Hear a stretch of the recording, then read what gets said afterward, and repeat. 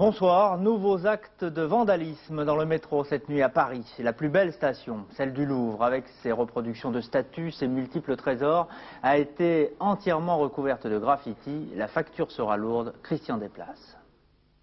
La station de métro Louvre s'est réveillée ce matin dans un autre décor. Sur les murs, sur les statues, des tags par dizaines.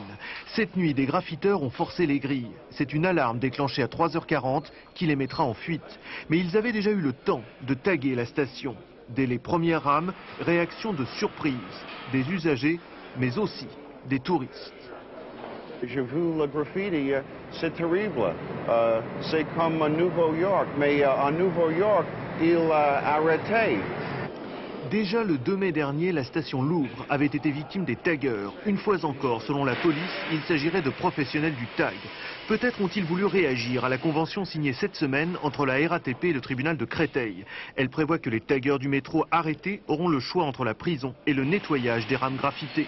Mais pour la RATP, le problème, c'est aussi de lutter contre un phénomène qui a depuis fait son entrée dans les musées.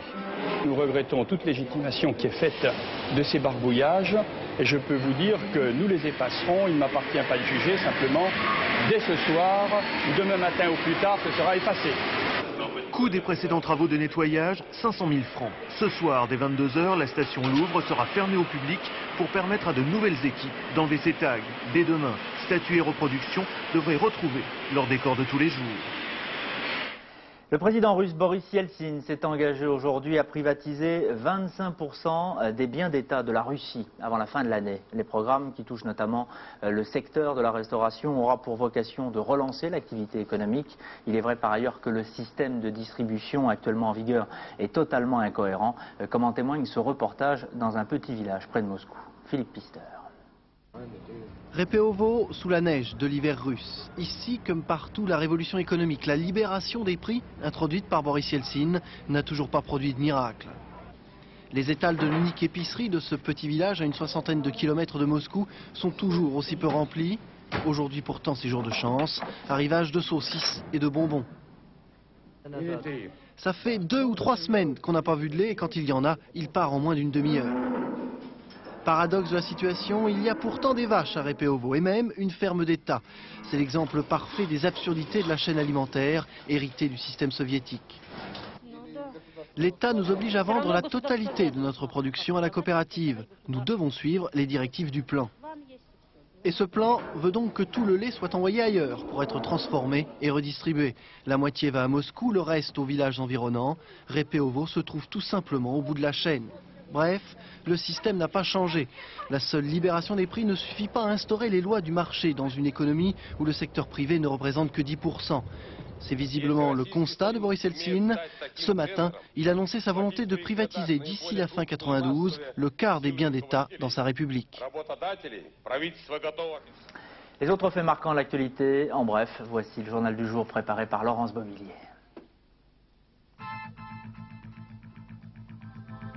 Les fûts radioactifs du Limousin ne présentent aucun danger pour la population selon les ministères de l'Environnement et de l'Industrie. Le stockage depuis 1968 dans le nord de la Haute-Vienne de 200 000 fûts appartenant à la Cogema et ayant contenu des déchets d'uranium a été dénoncé hier par les écologistes. Les Verts réunis à Bordeaux, ils ont proposé au ministre de l'Intérieur Philippe Marchand un face-à-face télévisé sur le problème des remboursements publics des frais de campagne électorale. Les Verts qui sont accusés de surfacturation estiment ne rien avoir à cacher, leur pratique n'étant pas contraire à la loi. Une toiture soufflée, un pan de maison détruit. La nuit dernière, un attentat a frappé une ancienne bâtisse en cours de réfection à Arbonne dans les Pyrénées-Atlantiques. Pas de revendication, mais de forts soupçons pèsent sur le mouvement séparatiste basque Ipar-Etarak. C'est le 2e attentat depuis le début de l'année dans cette région française. Toute une population et ses élus mobilisés pour sauver une laiterie. 33 maires menacent de démissionner si l'unité de production du canton de Blamont en Meurthe-et-Moselle n'est pas reconstruite. L'usine a été endommagée par un incendie en septembre dernier. Et depuis, les 110 employés observent par roulement des périodes de chômage technique. les avants, puis les arrières, voici la liste des 21 sélectionnés pour participer au tournoi des 5 nations. Peu de changements dans ce groupe, on retrouve l'ossature de l'équipe qui a disputé la 2e Coupe du Monde. Philippe Sella sera le nouveau capitaine, il succède à Serge Blanco. Et on peut ajouter l'arrivée en force des Béglés. Vous avez vu Moscato à l'instant. Et puis en ski, le doublé allemand homme-femme dans les descentes de la Coupe du Monde disputée aujourd'hui. Pas un Français dans les 10 premiers de chaque épreuve. Commentaire de Didier Chaud. Ce tracé de Garmisch sur une neige extrêmement dure a quelque peu brisé les ambitions des favoris. Au départ, l'Allemand Markus Wassmeyer s'est montré le plus audacieux, une descente marquée par de nombreuses chutes, dont celle de l'Allemand Huber, victime d'une fracture aux vertèbres dorsales. Son compatriote plus heureux, Wassmeyer, était le plus rapide en début de parcours, une prise de risque qu'il a su parfaitement maîtriser tout au long de la course. Wassmeyer va s'imposer avec 6 centièmes d'avance sur l'Autrichien Ortlieb. Le Français Franck Picard, toujours en proie au doute, termine au-delà de la 50e place. La descente femme de Schruns en Autriche, des Allemandes décidément très en forme, en scène la jeune prodige Koja Sesinger. Sur ce tracé court et très sélectif, l'Allemande va tenir toutes ses promesses malgré quelques petites fautes de parcours. Sesinger trouve la meilleure trajectoire. À l'entraînement déjà, l'Allemande avait frappé très fort. Elle sera la plus rapide de cette descente, signant par la même occasion sa 2e victoire de la saison. Elle devance l'Autrichienne Ginter de 1 centième. La Française Carole Merle prend seulement la 12e place de cette descente. Carole qui aimerait bien remporter une victoire avant les Jeux Olympiques d'Albertville. Enfin la météo maintenant avec Florence Klein. Pas de neige demain en France mais du brouillard. Effectivement, beaucoup de brouillard sur de nombreuses régions et des brouillards qui pourront être givrants car les températures seront négatives cette nuit et demain matin. Alors dans l'après-midi, ça pourrait éventuellement s'arranger un peu. Regardez notre carte. Il y aura tout de même de la grisaille sur l'extrême sud avec quelques pluies sur le Languedoc-Roussillon. Et puis vous voyez, Eric, des brouillards qui persisteront dans les vallées. Très vite, température demain matin. Négative le matin. Plus agréable l'après-midi. Merci Florence, météo complète de toute façon juste avant 20h. Tout de suite le journal de votre région et je vous retrouve à 19h35. À tout à l'heure.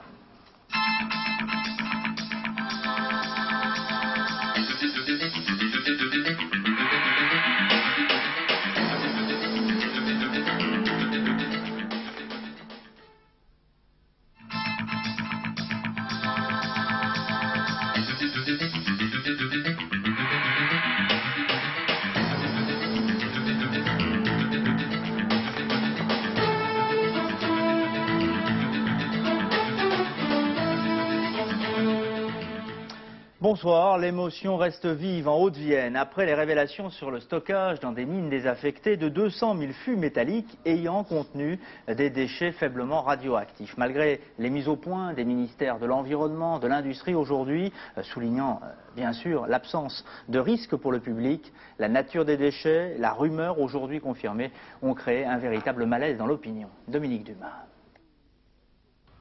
Le Limousin ne sera pas un nouveau Céveso. La mise au point cet après-midi des ministères de l'Environnement et de l'Industrie est nette. Il n'y a aucun risque pour les riverains. Les quelques 200 000 fûts entreposés depuis 20 ans dans les galeries de Comprignac et de Bessines, en Haute-Vienne, ne sont que faiblement nucléarisés, y compris les 18 000 containers provenant de l'usine de Pierrelatte. La CRIRA d'une commission indépendante s'appuyait sur un rapport émanant de 3 ministères. Hier, la rumeur s'est transformée en information. On ne peut pas dire qu'il y ait une tromperie. Je pense qu'il y a eu un manque d'information et actuellement encore, toute la lumière n'est pas faite. Toute l'information n'a pas été rendue publique. Justement, pour informer ces riverains, une cellule vient d'être mise en place par la préfecture de la Haute-Vienne. Mais les Verts posent déjà d'autres questions préoccupantes. On parle surtout des fûts parce qu'ils ont plus frappé l'imagination, mais on a des milliers de tonnes de résidus radioactifs d'une autre toxicité qui sont stockés sur place également, à proximité de la Gartempe, à proximité de communes qui s'alimentent dans l'eau de la Gartempe.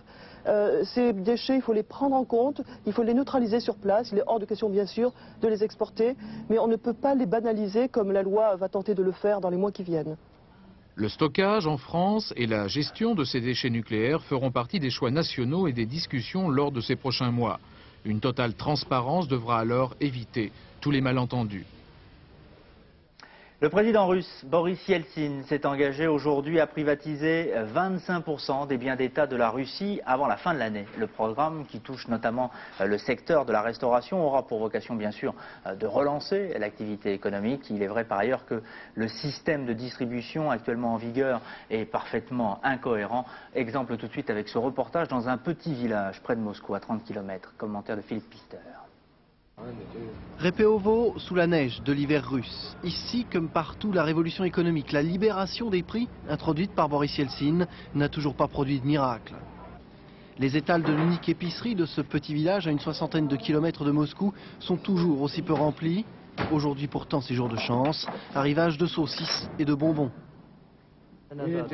Ça fait 2 ou 3 semaines qu'on n'a pas vu de lait et quand il y en a, il part en moins d'une demi-heure. Paradoxe de la situation, il y a pourtant des vaches à Repeovo et même une ferme d'État. C'est l'exemple parfait des absurdités de la chaîne alimentaire héritée du système soviétique. L'État nous oblige à vendre la totalité de notre production à la coopérative. Nous devons suivre les directives du plan. Et ce plan veut donc que tout le lait soit envoyé ailleurs pour être transformé et redistribué. La moitié va à Moscou, le reste aux villages environnants. Repeovo se trouve tout simplement au bout de la chaîne. Bref, le système n'a pas changé. La seule libération des prix ne suffit pas à instaurer les lois du marché dans une économie où le secteur privé ne représente que 10%. C'est visiblement le constat de Boris Yeltsin. Ce matin, il annonçait sa volonté de privatiser d'ici la fin 92 le quart des biens d'État dans sa République. Après l'économie et la défense, l'Ukraine et la Russie tentent depuis ce matin à Kiev de régler leurs différends militaires. Au-delà des polémiques sur le sort de l'ancienne flotte soviétique dans la mer Noire, c'est le désarroi des soldats et surtout des officiers de l'ancienne armée rouge qui se trouve aujourd'hui accentué. À Kiev, reportage de nos envoyés spéciaux Pascal Verdeau, Jean-Jacques Ledeuil.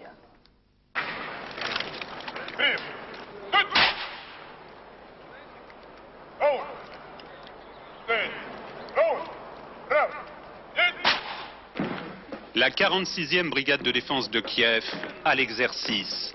700 hommes originaires de toutes les républiques, spécialisés dans les secours d'urgence. C'est l'un de ces détachements qui est entré le premier à Tchernobyl. Un autre est intervenu en Arménie lors du tremblement de terre. Demain, les nouvelles recrues prêteront serment à la République d'Ukraine. D'abord les soldats, le problème est plus simple et se résume ainsi: obéissez, puis ce sera le tour des officiers. Répétition solennelle.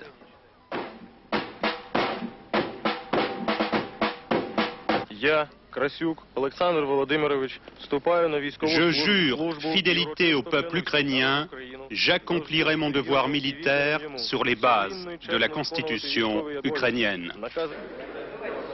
Cette question épineuse du serment déconcerte les officiers russes. C'est pourquoi le président ukrainien a réuni tout le gratin des responsables militaires sur son territoire. Il n'y aura pas de discrimination et citoyen de l'Ukraine, celui qui vit sur notre sol. Honneur et fidélité, répondra ce général russe, désemparé. Nous vivons ici, mais nous avons déjà prêté serment au peuple soviétique, ce qui englobe les Ukrainiens. Je suis né de père ukrainien, de mère russe, ma femme est russe. Comment nous déterminer qui sommes-nous? Notre situation matérielle est difficile. Dans mon régiment, il y a 700 familles sans appartement et les constructions prévues ne seront achevées que dans 10 ans. Chacun agira selon sa conscience. Moi, je ne prêterai pas serment. J'irai vivre là où les miens sont enterrés. Soldats perdus de l'Empire, pas nostalgiques, simplement déchirés. Et à l'Ouest, le débat sur la défense européenne a été relancé hier soir par le président François Mitterrand qui s'est interrogé pour la première fois sur l'avenir de la force de dissuasion française. Véritable sujet tabou, l'indépendance nucléaire de la France pourrait se trouver à terme au cœur de la construction d'une politique communautaire de défense. Explication, Joël François Dumont. Depuis que Russes et Américains ont enterré la hache de la guerre froide en décidant de retirer du vieux continent une partie de leurs troupes, le contexte géostratégique est en pleine mutation. Prenant en compte ces changements lors du sommet atlantique de Rome en novembre dernier, le président Bush est allé encore plus loin en annonçant unilatéralement le retrait de tous les missiles nucléaires tactiques américains d'Europe. Pour éviter un vide stratégique, il était donc urgent de relancer l'idée d'une défense européenne commune qui est loin d'être incompatible avec le respect de l'Alliance Atlantique. Certains se sont demandé à quoi pouvait bien servir encore l'OTAN, On l'a bien vu dans la guerre du Golfe et dans le conflit yougoslave, un débat de fond s'impose donc tôt ou tard aux Européens. Seuls 2 des 12 sont détenteurs d'une force atomique. Pour leur politique nationale, ils ont une doctrine claire. Est-il possible de concevoir une doctrine européenne? Et c'est cette question-là qui deviendra très vite une des questions majeures de la construction d'une défense européenne commune. Les présidents français, accusés depuis le général de Gaulle de faire cavalier seul en matière de défense nucléaire, souveraineté oblige, ont donc conçu et développé leur propre force de dissuasion. Les Anglais en ont fait autant dans le giron des Américains. Compte tenu de la nouvelle donne stratégique et de la volonté affirmée, du moins par les Européens eux-mêmes, d'assumer enfin leurs responsabilités en matière de défense, la réflexion proposée par le président Mitterrand est une nouvelle approche, une approche qui correspond à un nouveau défi. Politique en France, après le Parti socialiste qui a normalisé cette semaine ses relations transcourants, ce sont les Verts depuis ce matin qui s'évertuent à apaiser les luttes de tendance. Le mouvement écologiste est à la recherche d'une synthèse avant les élections régionales. Il devrait a priori rapidement la trouver. Bordeaux, reportage de Jean-Baptiste Prédali et Philippe Basquin. L'urne est artisanale mais le scrutin disputé. Les Verts aussi ont leur lutte de tendance, leurs problèmes de courant et de personnes. Enjeu du Conseil national interrégional de Bordeaux, la représentation de la minorité au collège exécutif, l'état-major des Verts. Comme ailleurs, les grandes manœuvres ont duré toute la journée, aparté, conciliabule, compromis. Résultat, Dominique Voynet, minoritaire et classé plus à gauche qu'Antoine Wechter, sera aussi porte-parole du mouvement. La synthèse est réalisée. La première phase de constitution du collège exécutif est toujours une phase tendue et en général la deuxième phase c'est un peu une lettre à la poste. Il nous reste néanmoins à vérifier qu'un porte-parole aussi divers soit effectivement viable. Je crois qu'il est important, contrairement à l'image un peu négative de notre dernière réunion il y a 2 mois, que les Verts aujourd'hui, face aux échéances essentiellement extérieures, montrent qu'à tous les niveaux de responsabilité, que ce soit dans leur Conseil national et surtout dans leur collège exécutif, eh bien toutes les sensibilités sont représentées à peu près, disons, à la proportion de leur importance, et que donc c'est uni qu'on ira à la bagarre face à tous nos concurrents, voire nos adversaires politiques. Comme les autres partis, les Verts jouent le consensus interne avant les élections. Seule différence, malgré la division, ils ont gardé le sourire. Société, les dispositions réglementaires en matière de sécurité routière ne sont pas toujours faciles à respecter. Exemple, depuis le 1er janvier dernier, vous le savez, obligation vous est faite d'équiper votre véhicule de sièges spéciaux si vous devez transporter des enfants âgés de 4 à 10 ans. Encore faut-il que les constructeurs de sièges donc soient en mesure de répondre aux besoins de la clientèle. Ce n'est plus le cas à Limoges par exemple, où la rupture de stock fait courir aux automobilistes le risque d'une amende évidemment rehaussée. Sur place, à Limoges, reportage de Cécile Descubes. C'est donc la liste d'attente obligatoire. Vouloir se mettre en conformité avec la législation paraît impossible actuellement dans de nombreuses villes de France, et ceci pour un moment. Le délai s'échelonne entre 1 mois à 3 mois selon les fournisseurs. Alors qu'est-ce qu'on fait en attendant?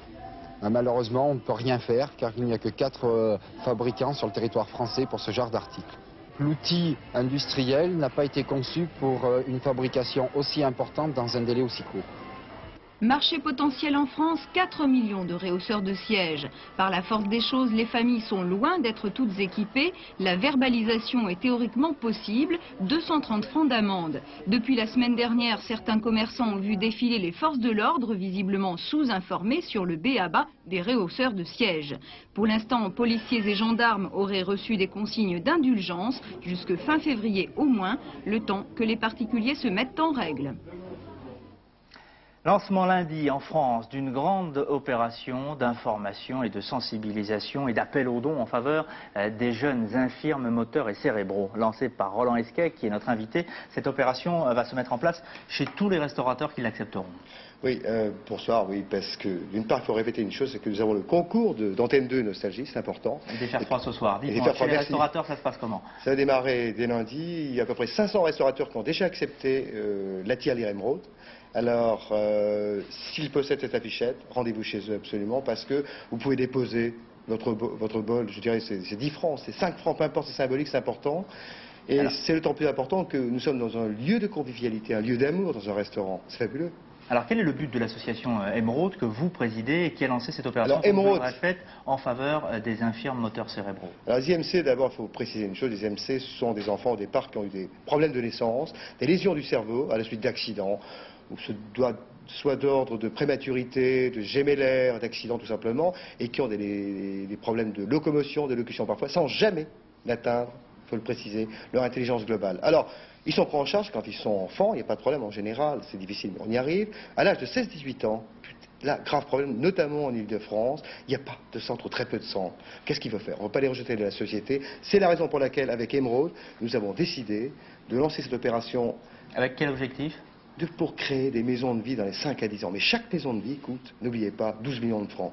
Ça, c'est important. Opération Emeraude, donc à partir de lundi, merci Roland Esqueg, dans tous les restaurants, environ 4 à 500 restaurants de France, et puis une grande soirée ouverte à tous, c'est ce que vous vouliez préciser à l'hôtel Intercontinental le 20 janvier, une superbe soirée avec les 3 meilleurs chefs français, on reste dans la restauration, Robuchon, Loiseau, Taridec, etc. Et des vedettes, et des tas de gens qui vont participer, qui seront présents, 1000 francs par tête, c'est une fabuleuse soirée, c'est l'esprit d'espoir, on garde l'espoir, on se bat, on y croit, et puis un peu dans ce climat de morosité, ça fait du bien, hein, non, de croire, vous croyez pas? Merci Roland Esqueg. En sport, en ski, le doublé allemand aujourd'hui, hommes-femmes dans les descentes de la Coupe du Monde disputée. Donc aujourd'hui, la descente homme à Garmisch-Partenkirchen a vu la victoire de l'allemand donc Markus Wassmeyer. Le premier français Lionel Finance ne s'est classé que 17e. Sachez que Franck Picard a terminé à la 71e place. Et puis chez les femmes, c'est une autre Allemande, je vous le disais, Katja Steisinger, qui s'est imposée à Schruns, cette fois en Autriche. Première française, Carole Merle. Elle a terminé 12e seulement. Je vous rappelle aussi que demain, vous pourrez suivre le Super G à Garmisch-Partenkirchen l'après-midi sur la 3. Quel avenir maintenant pour le sport dans l'ex-Union soviétique? À 28 jours d'Albertville, à quelques mois du championnat d'Europe de football, à quelques mois aussi des Jeux Olympiques de Barcelone, les plus grandes incertitudes demeurent sur la nature, sur la composition des différentes sélections qui représenteront la nouvelle communauté d'États indépendants. Le ministre des Sports de la Fédération de Russie, Vassili Matsouga, qui est pour 3 jours à Paris, a fourni quelques éclaircissements. Reportage de Serge Gian. Dans l'attente d'une reconnaissance par les Nations Unies puis par le Comité international olympique, les républiques membres de la CEI seront unies dans une équipe commune. Un procédé valable pour le prochain championnat d'Europe de football comme pour les Jeux olympiques. À Albertville, l'équipe comprendra 160 athlètes, dont 148 Russes. Contingent plus important à Barcelone avec 643 sportifs inscrits. Les sportifs se présenteront au sein d'une équipe unie. Nous ne pouvons pas casser 4 ans de travail. Le problème a été de prévoir un protocole. Les athlètes défileront sous le drapeau olympique et porteront sur leur maillot l'emblème de leur État souverain. Enfin, l'hymne olympique sera utilisé pour les podiums. Samedi prochain, Juan Antonio Samaranch, président du Comité international olympique, va rencontrer Boris Yeltsin et devrait entériner ses propositions. Même si 92 constitue une période transitoire, l'union dans la désunion ne convient pas à tout le monde. Ainsi, certaines républiques revendiquent une présence nationale aux Jeux Olympiques. Le célèbre perchiste Sergueï Boubka a clairement annoncé son refus de concourir pour la CEI à Barcelone. Il ne souhaite participer aux Jeux qu'au sein d'une équipe d'Ukraine. Mais hélas, à l'image des 2 premiers du 20 km marche de Tokyo, départagés contre leur volonté, les sportifs n'ont pas toujours la liberté de choix. Et puis en rugby, le sélectionneur et entraîneur de l'équipe de France, Pierre Berbizier, a présenté aujourd'hui la liste des 21 joueurs qui devraient former l'ossature de l'équipe de France, qui débutera le tournoi des 5 nations le 1er février à Cardiff contre le Pays de Galles. Chez les avants, plusieurs nouveautés. Un joueur véritablement inédit, Christophe Mougeot, le 2e ligne de Bègle. À noter également le retour de Philippe Gimbert et de Moscato, tous deux de Bègle. Le retour aussi du Biterrois Philippe Gallard et le retour un peu plus surprenant peut-être du Niçois Jean-François Tordeau dans les lignes arrières. Le Toulonnais Aubin Weber revient dans le groupe, tout comme l'ouvreur briviste Alain Penaud. Enfin, le capitanat de l'équipe de France reviendra à Philippe Sella, qui continue donc l'aventure avec le 15 tricolore. La 20e édition du Festival du film fantastique d'Avoria maintenant. Une pléiade d'artistes et d'écrivains sont attendus pour célébrer cette édition anniversaire dont le jury est présidé cette année par Malcolm McDowell. Sur place, reportage d'Yvan Avril. Nuit magique, nuit fantastique, un train affrété spécialement pour les festivaliers, petits ou grands, inconnus ou célèbres. Les invités ont fait la fête dans les compartiments discothèques ou casinos. La fête pour 20 ans de fantastique à Avoriaz, ça se mérite, quitte à avoir une mine un peu défaite. Après tout, on a 8 jours pour se remettre. À Thonon, on aime les vedettes, du grand ou du petit écran. Séance d'autographe, on saute sur tout ce qui bouge. C'est qui que vous demandez un autographe là? À qui vous venez demander un autographe? On ne sait pas. Stéphane Tapi. En ouverture officielle ce soir, Time Bomb, un film américain d'Avi Nasher avec Patsy Kensit et Michael Biehn, l'histoire d'un homme très banal aux prises à une série d'attentats après qu'il soit apparu sur l'écran d'une télévision locale pour avoir sauvé une femme et son bébé.